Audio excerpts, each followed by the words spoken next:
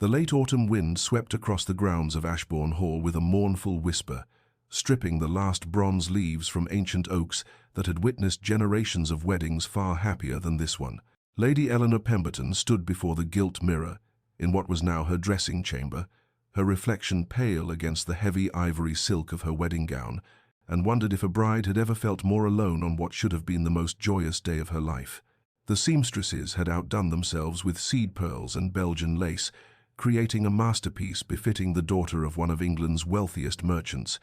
Yet the gown felt like a costume for a role she had not auditioned for, but must now play for the remainder of her days. Beyond the leaded windows, she could see the estate that her fortune had already begun to restore, the crumbling east wing now scaffolded with new timber, the overgrown gardens gradually yielding to skilled hands her money had hired. All of it a monument to a transaction everyone understood but politely refused to name. Her father had been dead only 3 months when the Duke of Ashbourne's man of business had first called, and Eleanor had known immediately what such interest portended, for the Duke's situation was as notorious as his beauty. They said he possessed a face that could have launched 1,000 ships had he been born Helen instead of Ashbourne, with eyes the colour of storm clouds over the moors, and a bearing that spoke of centuries of breeding, even as his coffers echoed with emptiness. The ceremony itself had been brief and correct, held in the estate's chapel with only the necessary witnesses, the Duke's voice steady as he spoke vows that bound him to her in law if not in heart, her own responses barely above a whisper as she promised to honour a man who had chosen her for her late father's shipping fortune rather than any quality residing within her own person. He had looked at her exactly once during the entire service, his expression perfectly composed and utterly unreadable, before turning his attention back to the Archbishop with the same detached politeness one might afford a banker finalizing a particularly advantageous loan. The wedding breakfast had been equally formal, conversation flowing around safe topics of weather and estate improvements, while the undercurrent of what everyone knew hummed beneath each pleasantry, like a bass note no one would acknowledge. Now, as evening settled over Ashbourne Hall and Eleanor found herself standing in the Duchess's chambers, she heard the Duke's footsteps pause outside her door for the briefest moment, before continuing down the corridor to his own apartments, the distance between their rooms a physical manifestation of the chasm between their hearts. She had hoped, foolishly perhaps, that despite the mercenary origins of their union, some small warmth might exist between them, some possibility of companionship if not love. But as she stood alone in rooms decorated with exquisite taste and empty of all affection, Eleanor understood with crushing clarity that she had traded her inheritance for a title and a husband who would never see her as anything more than the fortune that had saved him from ruin. But before our lover's fate is revealed, subscribe so you never miss a chapter of romance and scandal, and tell us in the comments, where are you watching from? Now, let's begin. The weeks that followed settled into a pattern as predictable as it was painful. Each day, a careful choreography of polite avoidance that left Eleanor wondering if loneliness could actually be more profound when one lived in the same house as its source. The Duke maintained a schedule of impeccable regularity, rising before dawn for his solitary rides across the estate's restored grounds, breakfasting alone in his study while reviewing correspondence, spending his afternoons managing tenant concerns with a dedication that surprised her, and retiring each evening to the library, where he remained until well past the hour. Eleanor herself sought her empty bed. She had thrown herself into the role of Duchess, with a determination born of necessity, meeting with the housekeeper each morning to review household accounts, consulting with the head gardener about the restoration of the long-neglected rose gardens, approving menus and organizing the staff with an efficiency that won their respect even as she knew they pitied her situation. Mrs. Davies, the housekeeper who had served the Ashbourne family for 30 years, had a way of sighing when she thought Eleanor couldn't hear, and the maids exchanged knowing glances when the Duke passed through rooms without acknowledging his wife's presence beyond the briefest of nods. Everyone knew, of course, that theirs was a marriage of convenience rather than affection, that her late father's shipping fortune had purchased a title and estate, while the Duke had sold his ancient name to stave off complete ruin. But knowing a thing and living within its reality were vastly different experiences. Eleanor found herself observing him from windows and doorways like some Gothic heroine in a penny dreadful, watching the way sunlight caught in his dark hair during his morning rides, noting how his shoulders relaxed when he thought himself unobserved in the library, cataloguing these small glimpses of the man behind the title as though they were treasures she might hoard against the poverty of their actual interactions. It was during one such instance of unintentional observation that she discovered him reading poetry. Standing in the library doorway with correspondence she'd meant to leave on his desk, when she saw him absorbed in what appeared to be Wordsworth, his usual mask of cool composure softened into something approaching genuine feeling as his fingers traced the words on the page. He had looked up then, caught her watching, and for the span of 3 heartbeats, something flickered in those storm-cloud eyes before the shutters came down again, and he offered her the same courteous nod he might give a passing acquaintance before returning his attention to the book, as though she had already ceased to exist. Eleanor had retreated to her rooms that evening, and wept for reasons she could not entirely articulate, mourning not what she had lost, but what she feared she might never have. The growing realization settling in her chest like a stone that she was developing feelings for a man who would forever see her as nothing more than the fortune that had saved him from debtor's prison. Winter descended upon Ashbourne Hall with a fury that seemed to mirror the frost between its Duke and Duchess, snow piling against the ancient stones, while ice formed intricate patterns on window panes that might have been beautiful had Eleanor possessed anyone with whom to share their observation. The shortest days of the year found her increasingly isolated, for the weather made even her daily walks impossible, confining her to the house where every corridor seemed designed to facilitate the Duke's avoidance of her company, their encounters reduced to chance passings, where he would bow with mechanical courtesy before disappearing into whichever room she was not occupying. It was during a particularly vicious storm in late December that circumstance finally forced what months of proximity had not, the wind howling like something alive and vengeful as it battered the estate, driving snow through every crack and crevice until the servants found themselves overwhelmed with simply keeping the fires lit and the vital rooms habitable. Mrs. Davies appeared in Eleanor's sitting room that evening with an expression caught between apology and something that might have been hope, explaining that the storm had made it impossible to prepare separate meals in both the formal dining room and the Duke's study, and would Her Grace consent to taking dinner with His Grace in the smaller family dining room, where a single fire might adequately warm them both. Eleanor's heart had performed an acrobatic feat at the prospect, terror and longing braiding together as she allowed herself to be dressed for dinner, as though preparing for battle, descending the stairs to find the Duke already present, standing by the fire with his back to her until he sensed her entrance, and turned with that same careful courtesy that had become armor against any genuine connection. The meal began in excruciating silence, broken only by the clatter of silverware and the storm's relentless assault on the windows. But somewhere between the second and third courses, Eleanor made a desperate comment about the book she had been reading, a translation of Dante that she had found in the library, and watched something flicker behind the Duke's carefully maintained facade. He had read it as well, it seemed, and held opinions about the translator's choices that he expressed with an eloquence and passion entirely absent from his usual monosyllabic responses to her attempts at conversation, and before Eleanor quite understood how it had happened, they were engaged in genuine discourse about poetry and translation, about the difference between literal accuracy and emotional truth, about the books that had shaped their respective understandings of the world. For perhaps an hour, the Duke's mask slipped sufficiently that she glimpsed the man beneath, intelligent and thoughtful and possessed of depths she had only suspected, before he seemed to recall himself, and the warmth drained from his expression like water through a sieve, leaving only the polite stranger who bid her good evening and retreated to his chambers as though their conversation had never occurred. Eleanor lay awake that night, replaying every word,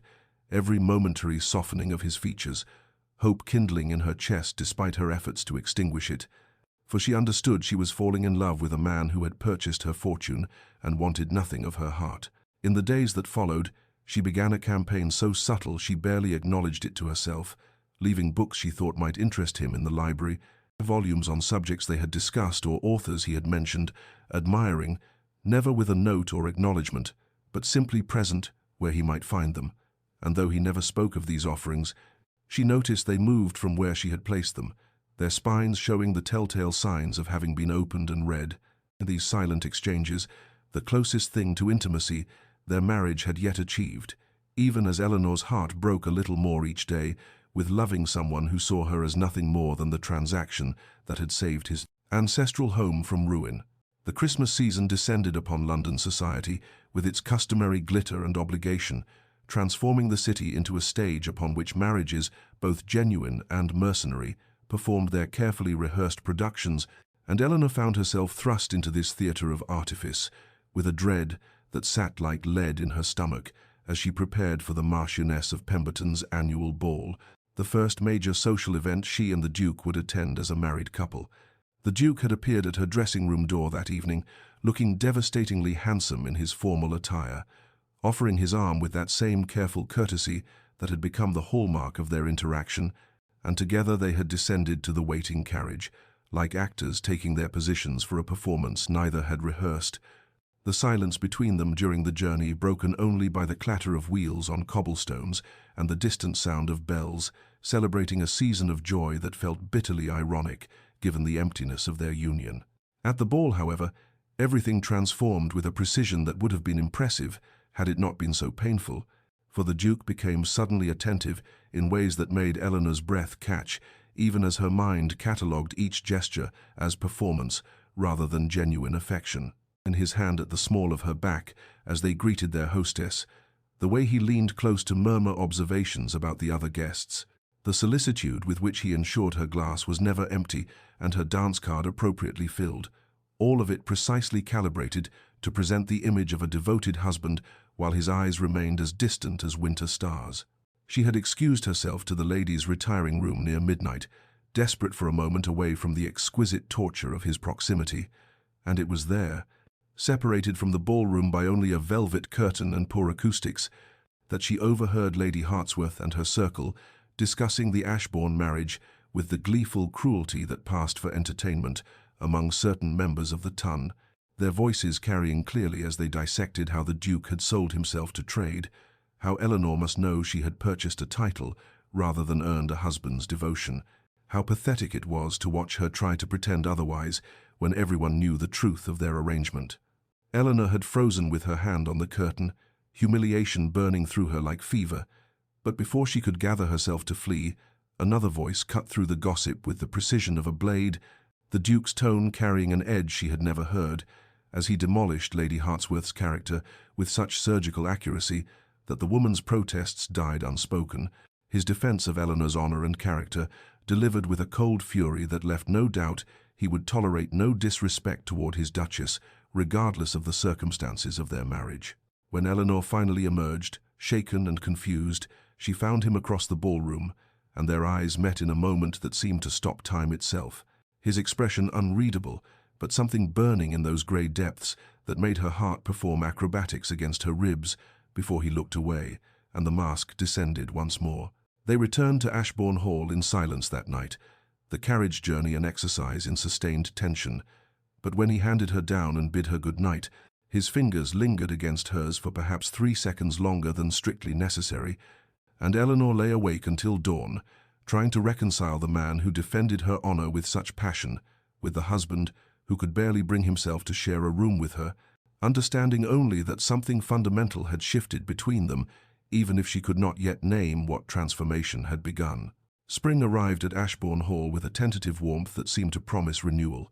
the first crocuses pushing through the last remnants of snow like small acts of defiance against winter's lingering grip. But Eleanor barely noticed the changing season, as she found herself consumed by a fever that struck with devastating swiftness in early March, transforming her from merely lonely to genuinely ill within the span of a single day. The physician was summoned immediately, his grave expression as he emerged from her chambers, sending Mrs. Davies into a flurry of activity, and the Duke was informed with the same careful formality that marked all communication between master and mistress, receiving the news of his wife's condition with that impenetrable composure that had become his constant shield against feeling anything too deeply. He visited her chambers twice daily with mechanical precision, standing at the foot of her bed for exactly the appropriate duration, while Mrs. Davies reported on her condition, his face a mask of polite concern that revealed nothing of whatever thoughts moved behind those grey eyes, and Eleanor, floating in and out of fever-induced delirium, registered his presence as one might note a stranger's courtesy rather than a husband's care. But Mrs. Davies, who had served the Ashbourne family for 3 decades and possessed the particular wisdom that comes from observing human nature in all its contradictions, he noticed what neither the Duke nor Eleanor could acknowledge, how his Grace would depart Eleanor's chambers only to pace the corridor outside her door for hours, how the shadows beneath his eyes deepened with each passing night, how he could be found at odd hours standing outside her rooms as though proximity alone might will her back to health, even if he could not bring himself to offer the comfort of his actual presence. It was during the worst night of the fever, when Eleanor's temperature climbed to dangerous heights, and the physician warned they must prepare for any outcome, that her delirium finally stripped away the careful guards she had maintained around her heart, and she spoke aloud the truths she had hidden even from herself, her voice breaking as she confessed to the empty air about the loneliness that consumed her, about loving a man who saw her as nothing more than the fortune he had married, about the exquisite torture of proximity without intimacy, about wishing she had never agreed to this arrangement if it meant spending her life wanting someone who would never want her in return. The Duke, who had been standing in the corridor, as had become his nightly vigil, heard every word through the door Mrs. Davies had left slightly ajar, and something fundamental shattered within him as he listened to his wife's fevered confessions, the careful architecture of distance and propriety he had constructed, crumbling like a sand-castle before the tide. He entered her chambers without conscious decision, dismissing the startled nurse with a gesture, and took up the chair beside Eleanor's bed, where he remained through the long hours of darkness, holding her hand with a tenderness he had never permitted himself to show while she was conscious, murmuring reassurances she would not remember, his thumb tracing circles on her palm as though he might anchor her to life through touch alone. When dawn finally broke and the fever turned, Eleanor's eyes fluttered open to find herself alone once more, the Duke having retreated to his own chambers before she could wake, but the ghost of warmth remained in her hand where his had been, and though she could not be certain whether those memories of comfort were real or fever dream, something in her heart insisted they had happened, that for one night at least, the distance between them had dissolved, even if morning had restored it with all its former rigidity,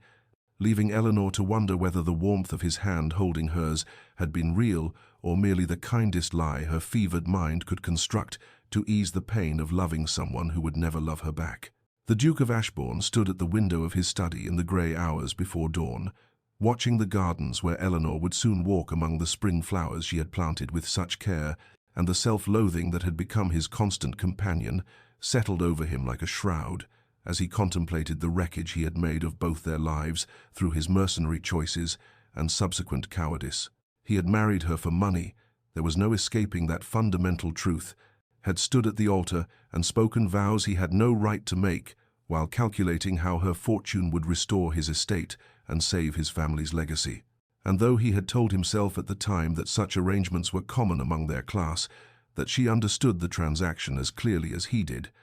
the memory of his own coldness on their wedding night burned like acid in his throat. What he had not anticipated, what his cynical heart had not prepared for, was the slow revelation of Eleanor's character in the months that followed, the quiet dignity with which she managed his household, the gentleness she showed to servants who had known only his mother's harsh temperament, the way she transformed the cold halls of Ashbourne into something approaching a home through small acts of beauty and care that spoke of a generous spirit he had done nothing to deserve. He had noticed the books she left for him in the library, each one chosen with an understanding of his tastes that suggested she had been observing him far more carefully than he had realized, and though pride and shame had prevented him from acknowledging her gestures, he had read every volume, sometimes finding passages marked that seemed to speak directly to the loneliness he imagined she must feel in this marriage of convenience. The night of her illness had destroyed whatever careful distance he had managed to maintain, her fevered confessions revealing a depth of feeling that both exalted and devastated him, for how could he deserve the love of a woman whose fortune he had married, whose isolation he had enforced through his own emotional cowardice, whose gentle heart he had systematically broken through months of deliberate coldness masquerading as propriety? He loved her, God help him, had perhaps begun loving her when he watched her plant those first bulbs in the autumn garden with dirt on her hands and hope in her eyes, had certainly loved her by the winter ball, when hearing her name disparaged had filled him with a rage that had shocked him with its intensity. But what right had he to such feelings when he had purchased her, like one might purchase livestock, and then condemned her to a half-life of polite neglect? Each morning he watched her from this window as she moved through the gardens, her grace and solitude a rebuke to his unworthiness, and he understood with bitter clarity that she deserved so much more than a fortune hunter who had trapped her in a loveless marriage. Deserved a man who had courted her properly, who had won her heart rather than bought her hand, who could offer her devotion untainted by the mercenary circumstances of their union. The only honorable course, he had decided in the sleepless hours after her fever broke, was to maintain the distance that would protect her from the indignity of being loved by someone as unworthy as himself, and to give her at least the dignity of a respectful arrangement, even if he could not give her the freedom she deserved. Though each day of such restraint felt like dying by degrees,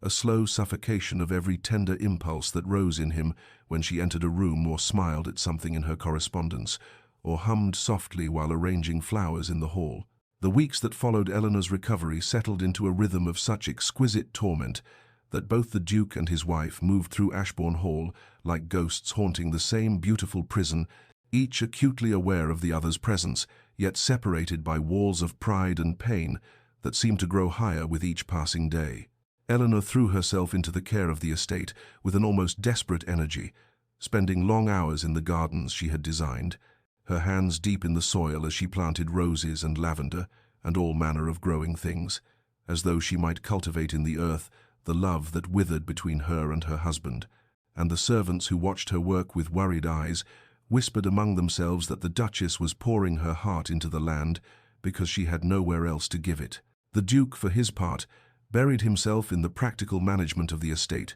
with a single-mindedness that bordered on obsession, working alongside tenants in the fields until his hands blistered and his back ached, seeking in physical exhaustion some respite from the emotional torment that consumed him whenever he allowed himself to be still. And more than once the estate manager found his Grace alone in the stables at dawn, already having been there for hours, though what he did in those dark hours none could say. Mrs. Davies observed them both with the particular sadness of one who sees two people drowning within arm's reach of each other, neither able to bridge the small distance that separated them, and she confided to the housekeeper that in all her years at Ashbourne she had never witnessed such mutual misery. For at least the late Duke and Duchess had possessed the cold comfort of genuine indifference, whereas the current master and mistress suffered from caring too much, while believing themselves unworthy of the caring. There came an afternoon in late April, when Eleanor and the Duke found themselves alone in the morning room quite by accident, she having come to review the week's menus, and he to examine some papers regarding the tenant farms, and for a moment they both froze, caught in that terrible proximity that made their separation all the more painful,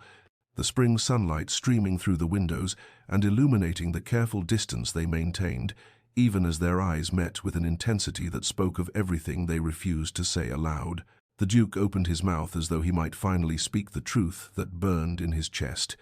and Eleanor took half a step toward him, with her hand rising unconsciously toward his face, but then the moment shattered as it always did, broken by the weight of guilt and unworthiness on his side and fear of rejection on hers, and they retreated to their respective corners with murmured apologies for the intrusion, leaving the morning room empty save for the ghost of what might have been. It was that very evening that Eleanor, sitting alone in her chambers with her mother's letters spread before her, began to compose a letter to her aunt in Cornwall, inquiring with careful casualness about the possibility of an extended visit, perhaps even a permanent residence, for surely anything would be better than this slow death by proximity to a man she loved, who would never love her in return. And she had nearly finished the letter when she heard footsteps pause outside her door. A presence she knew without seeing was the Duke, standing in the corridor as he sometimes did, neither entering nor leaving, just existing in that liminal space that seemed to define their entire marriage. The Duke, on the other side of that door, had heard the scratch of her pen, and somehow known with terrible certainty that she was writing herself an escape from Ashbourne, from him, and the devastation that knowledge brought felt like a physical wound, for he had told himself that maintaining distance was protecting her, but now he understood it was driving her away, Yet still he could not move, he could not knock, could not bridge the gap that his own unworthiness had created, and so they remained separated by a door and by everything they could not say. Two people suffering parallel loneliness in a house that had never felt more empty, despite their shared occupation of its rooms, neither understanding that the other suffered just as deeply, neither able to imagine that the love they believed unreturned was in fact a mirror of their own desperate devotion. And the spring night deepened around them both, beautiful and indifferent to their pain, while somewhere in the house a clock chimed the hour and marked another day lost to the cruel geometry of two hearts that beat in isolation, though they existed mere feet apart. The letter arrived on a Tuesday morning in early May, when the apple blossoms were at their peak, and the world seemed determined to mock Eleanor's internal desolation with its beauty. Delivered by a grim-faced messenger who waited with obvious discomfort while she signed for the correspondence from her family's solicitor in London, and even before she broke the seal, Eleanor felt a cold dread settle in her stomach, for nothing good had ever come from Mr. Pemberton's communications since her father's death had set in motion the slow unraveling of her family's financial security. She read the letter once in disbelief, then again with growing horror as the words arranged themselves into an undeniable reality that seemed to tilt the world on its axis, for her Uncle Thomas, to whom the remnants of the Pemberton fortune had been entrusted after the marriage settlements were complete, had proven himself spectacularly unworthy of that trust through a combination of poor investments, gambling debts, and a series of legal entanglements that Mr. Pemberton described with the careful language of a man trying to soften a devastating blow. The fortune that had not already been transferred to restore Ashbourne Hall was gone, consumed entirely by her uncle's profligacy and the subsequent legal battles to recover even a fraction of what had been lost, and while her marriage settlement remained intact by virtue of having been legally separated from the family assets, there would be nothing more, no inheritance to provide her with independence, no family wealth to fall back upon should she ever need it. Nothing but what she had already given to save the estate of a man who had married her for money that no longer existed. Eleanor sat in the morning room with the letter trembling in her hands and felt the foundations of her world crumble beneath her. For if she had been trapped before by circumstance and her own inconvenient feelings, she was now trapped absolutely, wholly dependent on the charity of a husband who had wanted her for a fortune she no longer possessed. And the fear that rose in her throat tasted of bile and desperation as she imagined his reaction to this news. She knew she had to tell him, could not possibly conceal such information, even if propriety and law did not demand its disclosure, but the thought of walking to his study and confessing her complete financial ruin made her feel physically ill. For what would he do when he learned that his mercenary marriage had purchased him nothing in the end, that the wife he had acquired for her wealth was now as penniless as any common girl, worth nothing beyond the settlement he could not reclaim? For hours she sat frozen with the letter in her lap, watching the shadows lengthen across the polished floors, while her mind conjured increasingly terrible scenarios of his response, imagining cold dismissal or barely concealed contempt, or perhaps simply the final severing of whatever thin connection had existed between them. And it was only as the dinner hour approached, and she knew she could delay no longer, that Eleanor finally rose on shaking legs, smoothed her dress with hands that would not stop trembling, and walked with what dignity she could muster toward the Duke's study to face what she believed would be her ruin. She paused outside his door and pressed her palm against the dark wood, gathering the fragments of her courage like a general preparing for certain defeat, and then she knocked, heard his voice bid her enter, and stepped across the threshold into the conversation she had been dreading, carrying with her the letter that she believed would destroy whatever fragile peace they had managed to maintain in their beautiful, terrible marriage. The Duke looked up from his papers as Eleanor entered, and whatever composure she had managed to gather in the corridor evaporated under his gaze, leaving her standing just inside the door with the solicitor's letter clutched in her trembling hands, like evidence of her own inadequacy, and she opened her mouth to speak, but found that the carefully prepared words had fled, replaced by a terrible silence that stretched between them, until finally she simply held out the letter with a gesture of such defeat that he rose immediately from his desk and crossed to her with an expression she could not read. He took the letter and read it while she stood frozen, watching his face for the anger or disappointment or cold dismissal she knew must come. her heart pounding so violently she felt certain he must hear it,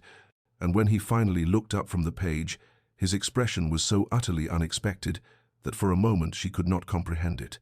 For there was no fury in his eyes, no contempt, but rather something that looked almost like relief, though that made no sense when she had just confessed her complete financial ruin. Eleanor forced herself to speak, her voice barely above a whisper, as she said, "I am destitute, Your Grace.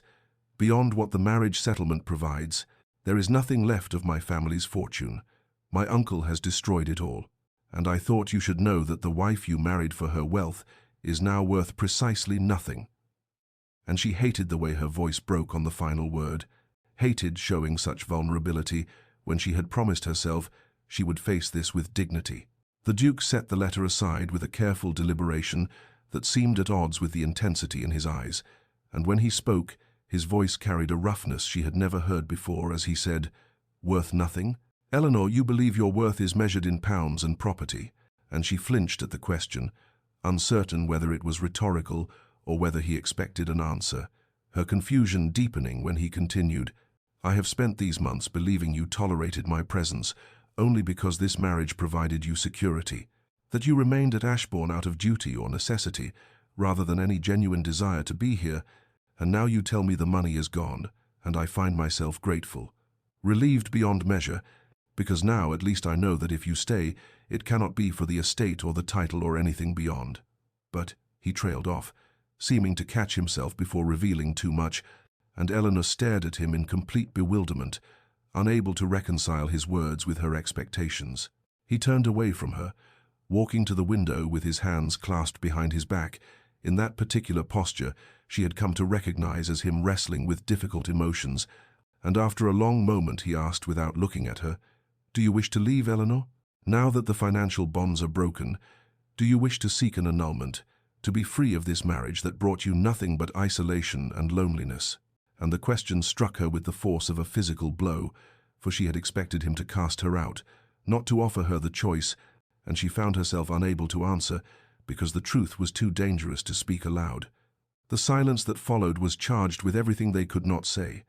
Eleanor, standing in the center of his study, with her hands twisted in her skirts, and the Duke at the window, with his shoulders tense beneath his coat, two people circling around feelings so profound they dared not give them voice, and when he finally turned back to face her, his expression was carefully neutral except for his eyes, which held such intensity that Eleanor had to look away, her heart racing with hope and fear in equal measure, as she realized that something fundamental had shifted between them, though she could not yet name what it was or where it might lead, and the conversation ended without resolution, as he quietly excused himself, leaving her alone in his study with the letter that had seemed like the end of everything but might somehow, impossibly, be the beginning of something neither of them had dared to imagine. Eleanor slept poorly that night, her mind churning with the Duke's strange questions and stranger relief, and when morning came she dressed with mechanical precision while rehearsing speeches she knew she would never deliver, arguments for why she should stay that did not rely on the dangerous truth of her feelings. So when a maid arrived with a request for her presence in the Duke's study at her earliest convenience, Eleanor felt her carefully constructed composure fracture like ice beneath an unexpected weight. She found him standing behind his desk, surrounded by papers that had clearly occupied him through the night, if the shadows beneath his eyes were any indication, and there was something in his bearing that reminded her of a soldier preparing for battle, a terrible determination mixed with resignation that made her heart clench with nameless dread, even before he gestured to the chair across from him and said in a voice carefully stripped of emotion, "Please sit. Eleanor, there are matters we must discuss that cannot wait." She sat because her legs would not hold her, watching as he organized the papers with hands that were not quite steady, and when he finally looked at her directly, she saw in his eyes such painful resolve that she braced herself for dismissal, for the ending she had feared since reading her uncle's letter. But what he said instead drove all thought from her mind as he began, "I have spent the night in consultation with my solicitors, arranging certain transfers that I should have executed long ago." He pushed the first document across the desk toward her, his finger pointing to text that seemed to swim before her eyes, as he explained with awful precision. "This is the deed to Ashbourne Hall and all its lands, which I am transferring entirely into your name, along with all properties, investments, and assets that were restored or acquired through your fortune. Everything that your money built or saved now belongs to you absolutely, with no claim from me beyond what you choose to grant." Eleanor stared at the paper as though it were written in a foreign language, her mind unable to grasp what he was proposing, and when she tried to speak, he raised a hand to forestall her objections and continued in that same carefully controlled voice. "I have retained only Millbrook and the small property in Derbyshire that came to me through my mother's family and was never touched by debt. It is modest, but sufficient for a gentleman to live quietly, and it will be enough for me." The words fell between them like stones into still water, creating ripples that spread outward into implications Eleanor could not yet process, and she watched as he pushed forward additional documents, his explanations continuing with the methodical thoroughness of a man determined to complete an unpleasant task, speaking of her absolute legal control,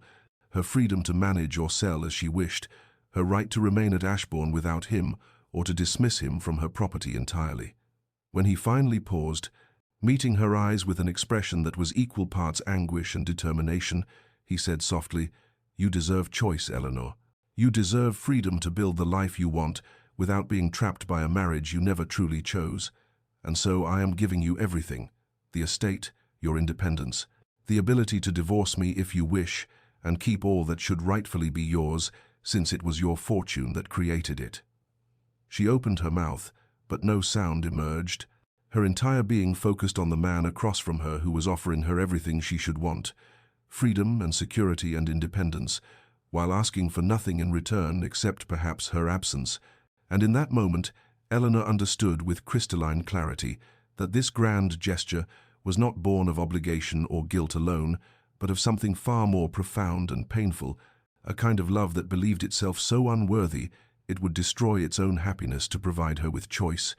And the realization broke something open in her chest, even as the papers sat between them, like a chasm too wide to cross. Eleanor fled the study with some murmured excuse about needing time to review the documents, though in truth she could not bear to remain in that room, with the weight of his sacrifice pressing down upon her like a physical force, and she found herself walking without conscious direction through the halls of Ashbourne, until her feet carried her to the gardens, where she had spent so many solitary hours, pouring her heart into the soil because she could not give it to the man she loved. The spring roses she had planted were beginning to bloom, their petals unfurling in shades of pink and cream that should have brought her joy, but instead seemed to mock her with their beauty,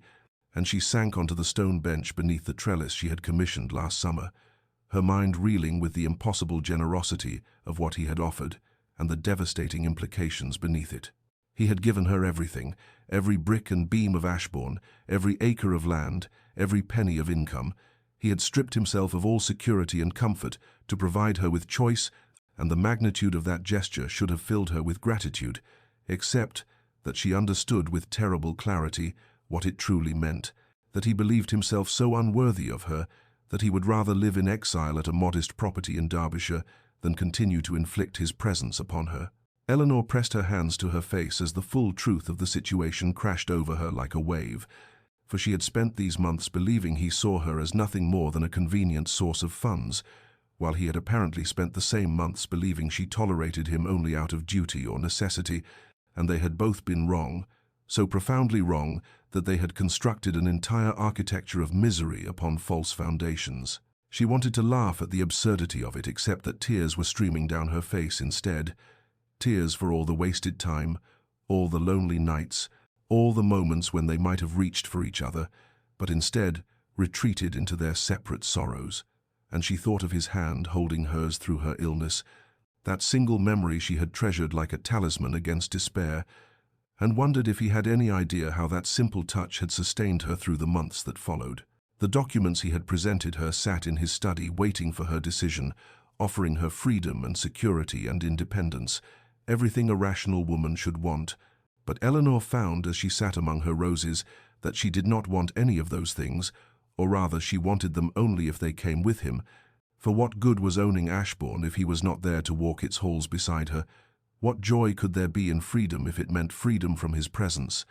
And she realized with a certainty that burned away all her careful defenses that she did not want to be released from this marriage, but rather released into it. Freed not from him, but from the terrible restraint that had kept them apart. But how could she tell him this, when his grand gesture seemed predicated on the assumption that she would want to leave? When accepting his offer might seem like the mercenary grasping of a woman securing her fortune, and yet refusing it without explanation would accomplish nothing except perhaps wounding his pride. And Eleanor sat frozen in her garden, paralyzed by the fear that any choice she made would be the wrong one and would drive him further away rather than drawing him closer, until she remembered the look in his eyes when he had asked if she wished to leave, that terrible vulnerability beneath his careful control, and she understood suddenly that he had not offered her these documents out of indifference, but out of a love so profound it was willing to sacrifice its own happiness for hers, and that realization changed everything. Eleanor rose from the garden bench as the sun began its descent toward the horizon, casting long shadows across the roses that seemed to mirror the lengthening shadows in her own heart, and she walked back toward the house with a determination born not of certainty, but of the desperate understanding that silence would destroy them both more surely than any confession could. She found him where she had left him hours ago, still in his study, though the papers had been gathered into neat stacks, as though he had been attempting to create order in the chaos of their situation, and when she entered without knocking, he looked up with such naked hope, quickly shuttered behind careful politeness, that she nearly lost her courage entirely. But she closed the door behind her and moved to stand before his desk, her hands trembling as she said without preamble, "I cannot accept these documents." His face went carefully blank in that way she had come to recognize as his deepest pain, and he began to speak, some formal acknowledgement of her right to take time to consider, but she raised a shaking hand to stop him and continued in a voice that threatened to break. "I cannot accept them because they offer me everything except the one thing I truly want, and I have spent too many months in silence, in loneliness, in the terrible space between us to remain silent any longer, even if the truth ruins me." She saw confusion flicker across his features, saw him lean forward slightly, as though he could not quite believe what he was hearing, and Eleanor felt tears begin to slip down her cheeks as she forced herself to continue. "You speak of giving me choice and freedom, of releasing me from a marriage I never chose, but you are wrong, Your Grace, so profoundly wrong that I must speak plainly, even though I know you married me for my fortune and nothing more." The words hung between them like a confession whispered in a cathedral, and she watched his face transform from confusion to something that looked almost like anguish as she pressed on. "I do not want your estate or your properties. I do not want freedom from this marriage or the independence you offer me. I want only you. I have wanted only you since the beginning, though I knew myself a fool for loving a man who saw me as nothing more than a means to save his ancestral home." His chair scraped back as he stood abruptly, his hands gripping the edge of the desk as though it were the only thing keeping him upright, and Eleanor saw in his eyes such a storm of emotion that she could not name all its components, pain and hope and disbelief warring for dominance as he said in a voice scraped raw, "Eleanor, you cannot mean—" But she interrupted him, unable to stop now that she had begun. "I mean that I love you, that I have loved you through all these terrible months of distance and silence, that I would rather live in a cottage with you than reign as Duchess of this entire estate without you, and if you send me away now it will not be because I chose freedom, but because you could not bear to keep a wife foolish enough to give her heart where it was not wanted." The silence that followed felt eternal, a suspension of time in which Eleanor's entire future hung in the balance, and then the Duke moved around the desk with such sudden purpose that she barely had time to draw breath before he was standing before her, his hands coming up to frame her face with a gentleness that made her sob aloud, and he said in a voice broken with wonder and pain, "Not wanted?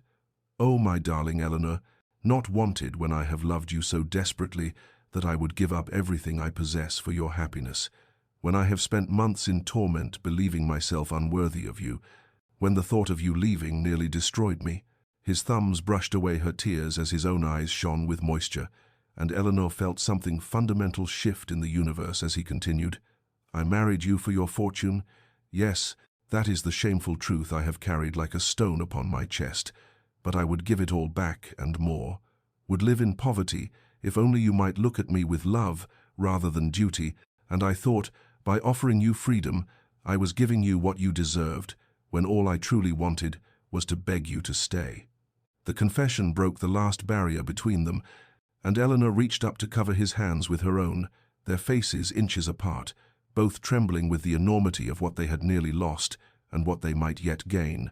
And in that moment, the weight of months of misunderstanding lifted like fog before the sun, leaving only the crystal clarity of mutual love acknowledged at last. The space between them collapsed as the Duke pulled Eleanor into his arms with a desperation that spoke of months of denial, and she melted against him as though her body had been waiting for this moment since the very day they wed. Their first true embrace, shattering the careful distance they had both maintained for so long, and Eleanor felt his heart racing against her own as his hands moved from her face to her waist, drawing her closer still as though he feared she might vanish if he loosened his hold. "All these months," he whispered against her hair, his voice rough with emotion, "all these terrible months I watched you move through these halls like a ghost, so beautiful and so distant, and I told myself it was what you deserved. To be free of a husband who had taken such mercenary advantage of your circumstances, but every day without you was an agony I can scarcely describe." Eleanor pulled back just enough to look into his face, seeing there the tracks of tears he had not bothered to hide, and she reached up to trace the line of his jaw with trembling fingers, as she said, "I thought myself so foolish for loving you, for wanting more than the arrangement we had made, and I poured all that longing into the gardens and the household, because I could not pour it into your hands." He caught her fingers and pressed them to his lips, his eyes never leaving hers, and Eleanor saw in their depths such tenderness that she felt her breath catch. For this was the man she had glimpsed in fragments over these long months, the man who read poetry in quiet corners and defended her honor and held her hand through fevered nights, the man she had loved without hope of reciprocation. "I watched you tend those gardens," he confessed, "watched you bring beauty to every corner of Ashbourne, and I thought how fitting it was that you should make this cold place bloom when you had made my own frozen heart come alive again. But I believed myself unworthy of speaking such truths aloud." They stood there in the fading light of his study, holding each other as though they were the only two souls in existence, and Eleanor felt laughter bubble up through her tears at the terrible comedy of their mutual blindness, and when he looked at her with concern she explained through her tears, "We have been such fools, both of us, suffering in parallel, when we might have been happy all this time if either of us had possessed the courage to speak." His answering laugh was watery but genuine, and he pressed his forehead to hers as he said, "Then let us be fools no longer. Let us promise to speak truth to each other from this day forward, no matter how difficult or frightening it may be." Eleanor nodded, unable to form words past the emotion clogging her throat, and then his lips found hers in a kiss that was both gentle and desperate, a kiss that tasted of salt from their mingled tears, and held within it all the longing of the months they had wasted. And Eleanor responded with an ardor that surprised them both, her hands tangling in his hair as his arms tightened around her waist, and when they finally drew apart, they were both breathless and laughing and crying all at once. The estate papers lay forgotten on the desk beside them, irrelevant now in the face of what they had discovered, and the Duke drew Eleanor to the settee by the window where the last rays of sunset painted the room in gold and amber, and they sat together for the first time without the weight of misunderstanding between them, speaking in tumbling rushes of confession about every moment of loneliness, every instance of longing, every small gesture that had meant everything, and through it all their hands remained intertwined, as though they had found an anchor in each other after months adrift in separate storms, and as night fell over Ashbourne, they made their promises to begin again, truly this time, with honesty and courage, and the love that had somehow survived, despite every obstacle they had placed in its path. The morning after their confession dawned bright and clear, as though the heavens themselves celebrated the transformation that had occurred within Ashbourne's walls, and when Eleanor woke in her own chambers for what she somehow knew would be the last time, she found a note slipped beneath her door in the Duke's own hand, asking if she might join him for breakfast in the conservatory, a room they had never shared before, and her heart sang as she dressed with trembling fingers and made her way through halls that seemed suddenly lighter, warmer, as though the house itself had been holding its breath and could finally exhale. She found him there among the potted orange trees and climbing jasmine,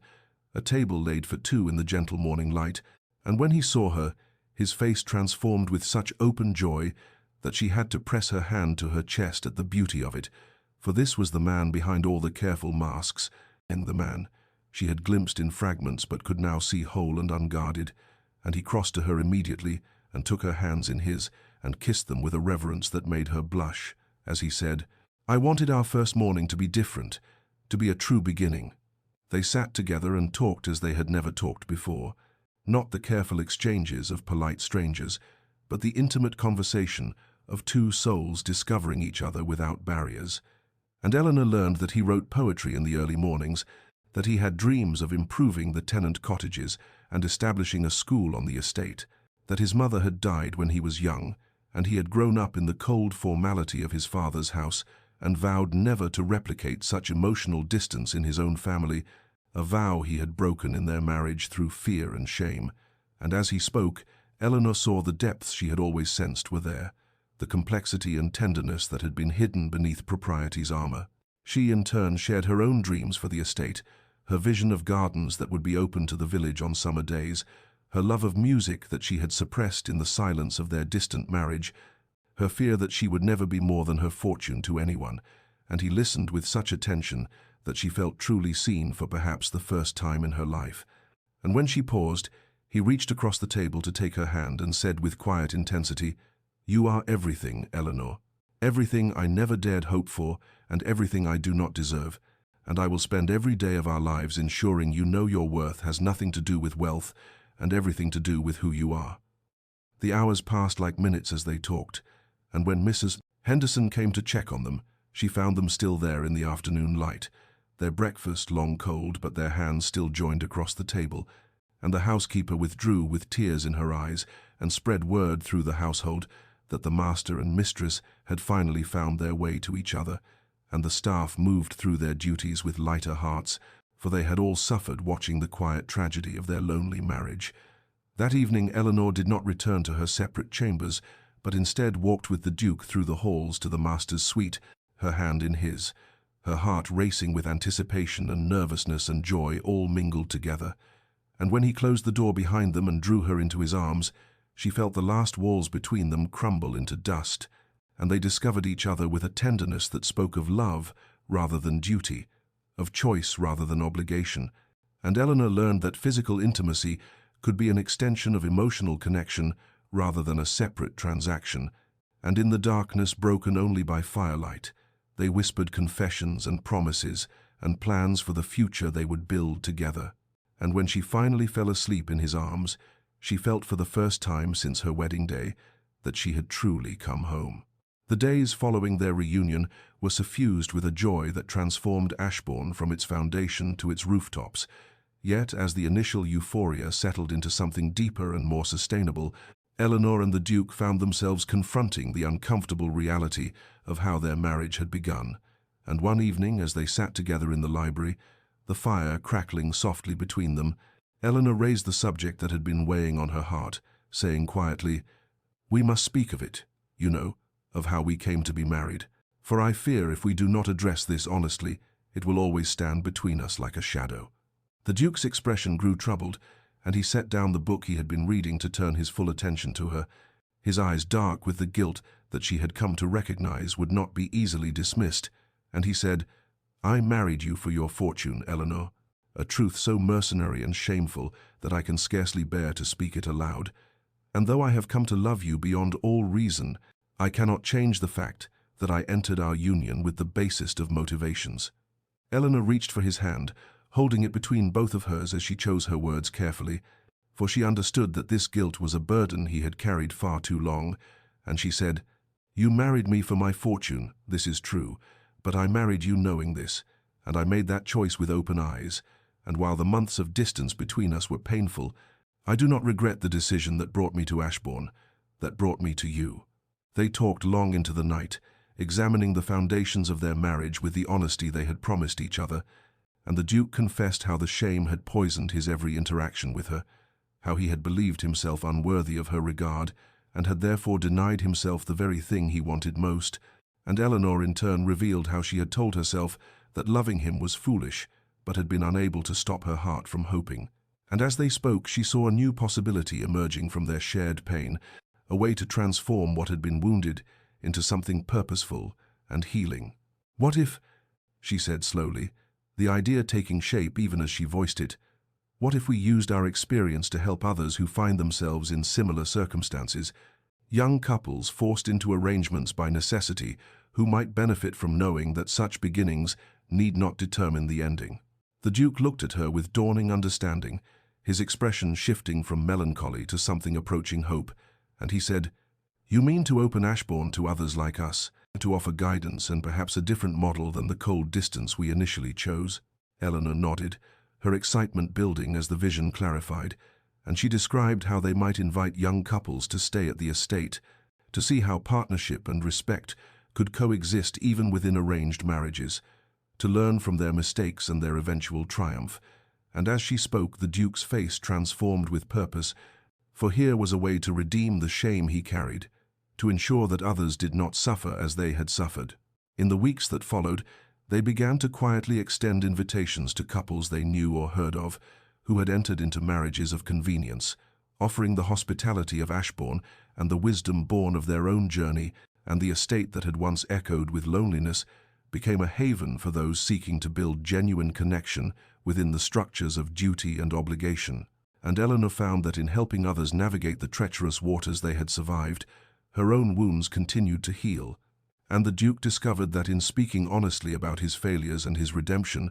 the crushing weight of guilt gradually lightened, replaced by the satisfaction of purpose shared with the woman he loved. The return to society came with the spring season, when invitations to balls and dinners and garden parties could no longer be politely declined, and though Eleanor felt a tremor of apprehension at facing the world that had whispered about her marriage with such knowing cruelty, she found courage in the Duke's hand, clasped firmly around hers, as their carriage rolled toward the Marchioness of Westmore's ball, the first grand social event they would attend since their transformation. The moment they entered the ballroom, all conversation seemed to pause, and Eleanor felt the weight of dozens of eyes upon them, assessing and judging and searching for confirmation of the gossip that had sustained drawing rooms for months.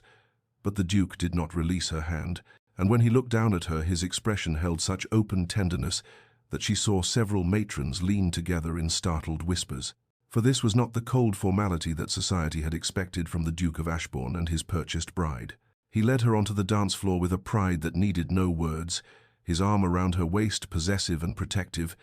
and as they moved together through the figures of the waltz, Eleanor saw in his eyes the reflection of her own joy, and she understood that this dance was nothing like their wedding ball, where duty had held them in rigid separation, for now they moved as one, their bodies in perfect accord as their hearts had finally become. Lady Hartwick, who had been among the cruelest gossips, approached them during the interval with a smile that did not reach her eyes, and made some arch comment about how marriage seemed to agree with them after all, and Eleanor braced herself for the Duke's polite deflection. But instead, he looked at the woman with cool directness and said, "Marriage agrees with me because I had the extraordinary fortune to marry a woman of remarkable grace and patience, who somehow saw fit to love a man who initially did not deserve her regard, and I consider myself the most blessed of men to call her my wife."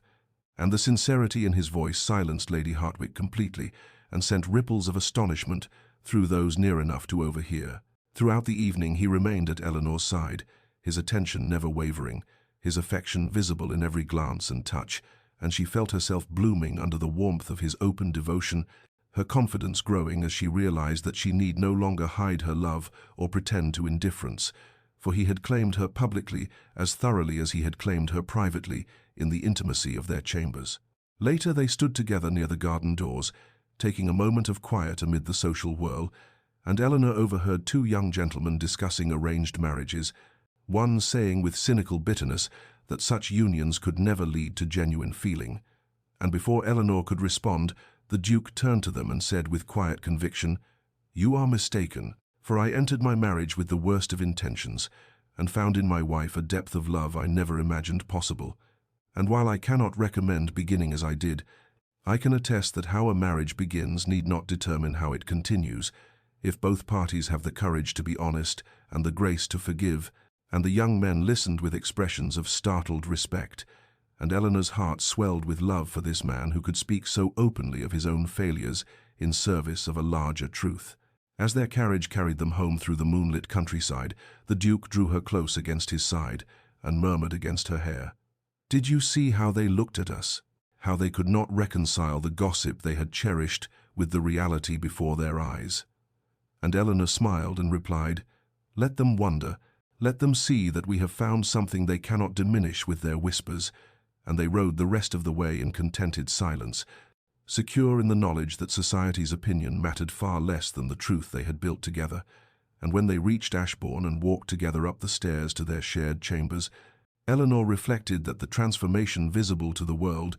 was merely the shadow of the profound change that had occurred in their hearts, and that no ballroom performance could capture the quiet miracle of two lonely souls who had finally found their way home to each other. The unsigned estate transfer documents remained in the Duke's study for several weeks after their reconciliation, lying in a drawer where both could see them but neither mentioned, until one quiet afternoon, when Eleanor entered to find her husband standing at his desk with the papers spread before him, his expression thoughtful and serious, and when he looked up at her approach he said without preamble, "These documents represent something I still believe to be right, Eleanor, though perhaps not in the way I originally intended," and she moved to stand beside him, looking down at the legal language that would have given her everything and left him with almost nothing. He turned to face her fully, taking both her hands in his, as he explained that while the papers had been drawn up in a moment of desperate guilt and self-punishment, he still wanted her to have full legal control of the estate, not because he doubted her love or sought to assuage his conscience, but because he genuinely believed she deserved the security and power that such ownership would provide, saying, "You restored Ashbourne with your fortune, you have managed it with wisdom and grace, and it seems only just that the law should recognize what reality already demonstrates, that you are the true heart of this place." Eleanor felt tears prick her eyes at the sincerity in his voice, but she shook her head slowly and said, "I understand what you are offering and why, and I love you all the more for your desire to give me this security, but I cannot accept these papers as written, for they represent a division between us that no longer exists, a separation of interests that contradicts everything we have built together." And she watched his face carefully as she continued, "What if instead we drew up new documents, papers that establish us as equal partners in law as we are in life, joint ownership that recognizes both our contributions and our shared commitment to Ashbourne's future?" The Duke's expression transformed with something like wonder, and he gripped her hands more tightly as he said, "You would do this? You would bind yourself legally to a partnership with me when you could have sole control and when you could protect yourself from any future disaster?" And Eleanor smiled through her tears and replied, "I would bind myself to you in any way possible, for we are already bound in every way that matters, and I want the world to see that we stand together not from necessity but from choice." They summoned the solicitor that very afternoon, and as they worked together to draft new papers establishing joint ownership of the Ashbourne estate, Eleanor felt a profound sense of rightness settle over her, for this legal document would reflect the truth of their marriage in a way the original transfer never could, recognizing both partners as equals, with equal claim to the land they had rebuilt together and the life they were creating within its boundaries. When the papers were finally ready for signing several days later, the Duke insisted on gathering the household staff to witness the moment, saying that these people who had watched their painful journey from cold formality to genuine love deserved to see this symbolic culmination, and so in the great hall with Mrs. Davies and Harrison, and all the servants who had served them through the difficult months, Eleanor and the Duke signed their names side by side, their signatures intertwining on the page as their lives had intertwined in reality. After the documents were witnessed and sealed, the Duke raised his glass in a toast, saying to the assembled staff, "You have all witnessed the transformation of this house from a place of loneliness to a home filled with love, and you have been patient with your master and mistress as we found our way to each other. And now we ask you to witness this legal recognition of what our hearts have already claimed, that we are partners in all things, that Ashbourne belongs to both of us equally, and that whatever future we build here will be built together." And the staff erupted in genuine celebration, their faces reflecting the joy of servants who had truly cared for the welfare of those they served. And as Eleanor looked around at these people who had become like family, and then at her husband, whose eyes shone with love and pride, She understood that this moment was not merely about legal documents or property rights,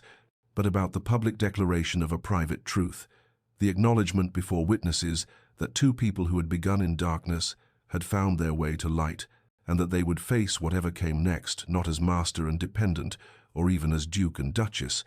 but as true partners, bound by love and choice and mutual respect. The papers they had signed merely confirming what their hearts had already made irrevocably true. The year that followed their legal partnership unfolded like the turning of seasons in a garden, carefully tended, each month bringing new growth and deeper roots to the love that had finally been allowed to flourish between them. And when spring arrived with its promise of renewal, the Duke and Eleanor worked side by side in the extensive gardens, their hands dark with soil as they planted roses and lavender and all manner of flowering things, and Eleanor would never forget the sight of her husband kneeling in the earth beside her, his fine coat discarded and his shirt sleeves rolled up.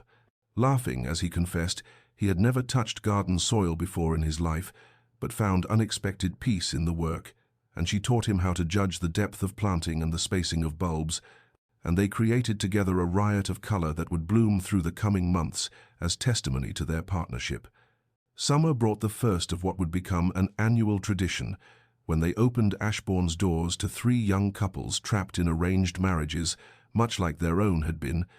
and Eleanor watched her husband speak with profound honesty to these strangers about his own mistakes and the path he had walked, from mercenary intention to genuine love,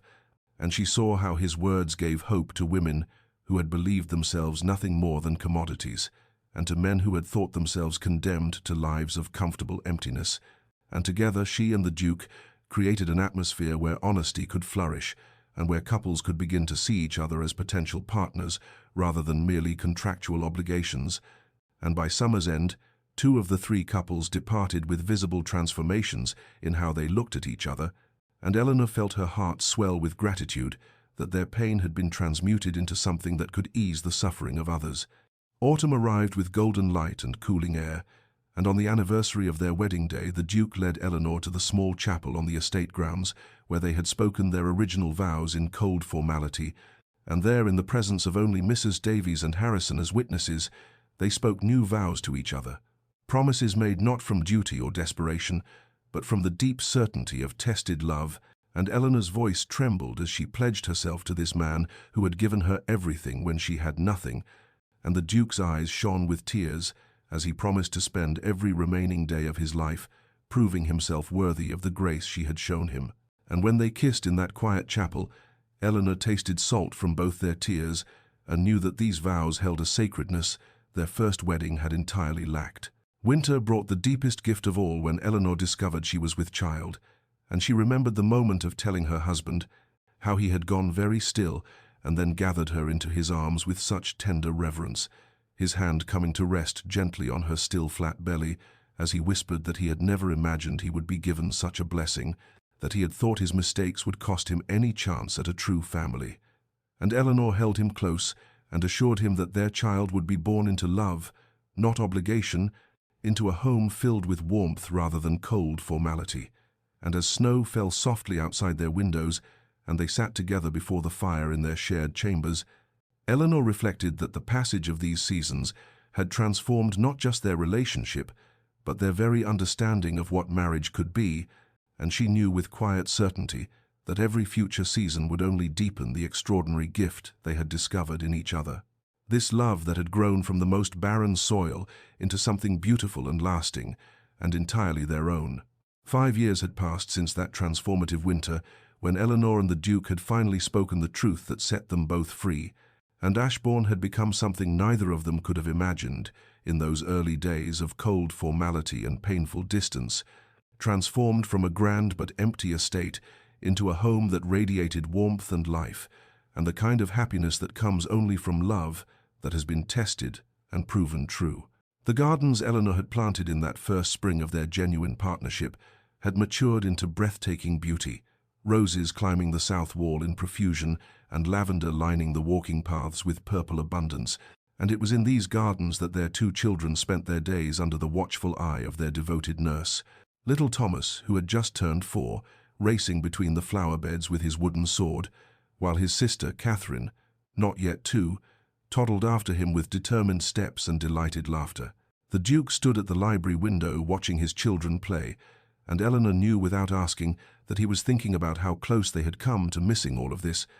how easily pride and pain and self-imposed distance might have cost them not just each other, but these beautiful souls who now filled their days with joy and purpose. And she saw him touch his hand to the glass as Thomas fell, and Catherine stopped her pursuit to toddle over and pat her brother's head in comfort, and their innate kindness toward each other, a reflection of the love that now permeated every corner of their home. Eleanor crossed the room to stand beside her husband, slipping her hand into his as she had done countless times over these years,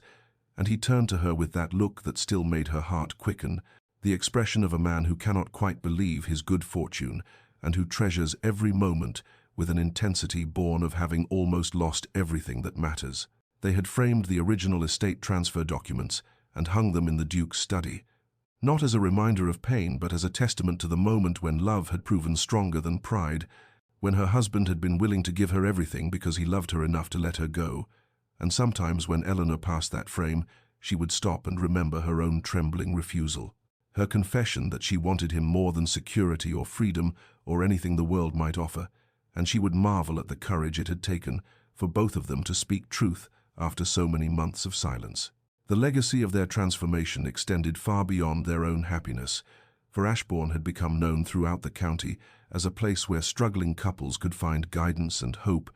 where the Duke and Duchess shared their story with unflinching honesty and helped others navigate the difficult path, from arrangement to genuine affection, and over the years they had watched dozens of couples arrive at their door with the same look of quiet desperation Eleanor remembered from her own early days of marriage, and they had seen many of those same couples depart with something like light beginning to dawn in their eyes, the first tentative hope that perhaps their stories too might transform from obligation into love. The Duke pulled Eleanor closer as they watched their children, and she leaned into his warmth, thinking about how suffering had indeed led them to this joy, how the cold formality of their beginning had somehow made the warmth of their present all the more precious, and she understood now that the pain they had endured had not been meaningless, but had shaped them both into people capable of appreciating the extraordinary gift of genuine partnership, of love freely given and gratefully received. And as Thomas helped his sister to her feet, and both children looked up at the library window to wave at their parents, Eleanor felt her heart overflow with gratitude for every difficult moment that had led them to this perfect afternoon, this life that had bloomed from the most unpromising soil into something more beautiful than she had ever dared to dream. Evening descended on Ashbourne with that peculiar golden quality that autumn brings, and the Duke and Eleanor walked together through the gardens she had first planted in hope, and he had later tended in love, their children safely in the nursery, being prepared for bed by their devoted nurse, and as they moved between the rose beds that had grown wild and glorious over the years, Eleanor felt her husband's hand tighten around hers and knew he was thinking, as she so often did, about the miracle of their transformation, about how close they had come to spending their entire lives in that cold formality that had marked their beginning. They settled on the stone bench beneath the ancient oak, where Eleanor had once sat alone, contemplating the bleakness of her future, and the Duke turned to her with that expression of wondering gratitude that still appeared on his face when he looked at her, as though he could not quite believe she was real and present, and he spoke softly about how their suffering had not been without purpose, how the pain of those early months had taught them both the value of what they now possessed, and Eleanor nodded, because she understood that the joy she felt in their present life was made somehow deeper and richer by the memory of what they had endured to reach it. Dear listener, perhaps you have found yourself in circumstances that feel cold and transactional. Perhaps you have wondered whether love can truly grow from the most barren soil, or whether some beginnings are too compromised to ever transform into something beautiful. And I would have you know that the story of the Duke and Duchess of Ashbourne stands as testament to the extraordinary resilience of the human heart, to its capacity for transformation even when all seems lost, for their marriage began in the worst possible way with mercenary intention on one side and resigned despair on the other,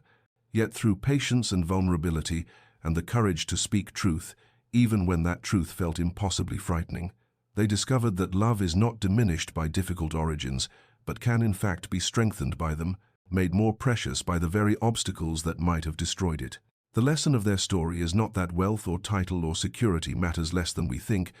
but rather that our worth as human beings transcends entirely what we possess or what we can offer in material terms,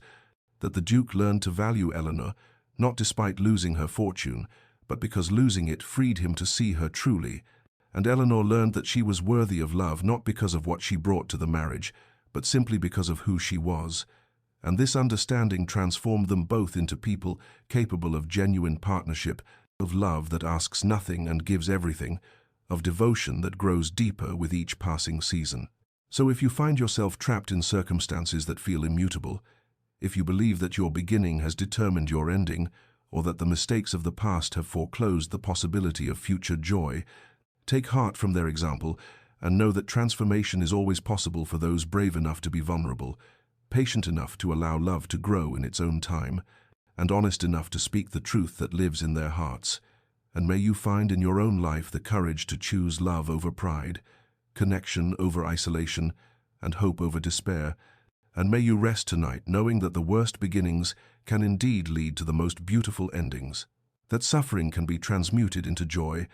and that love freely given and gratefully received is the greatest treasure any human heart can know. This story comes to you from Tales of Transformation, where we believe in the power of love to heal even the deepest wounds and the capacity of the human spirit to find light in the darkest places. And if this story has touched your heart, I invite you to share it with someone who needs to hear that their story too can transform, that their pain too can lead to unexpected joy, and that love is always worth the courage it takes to reach for it.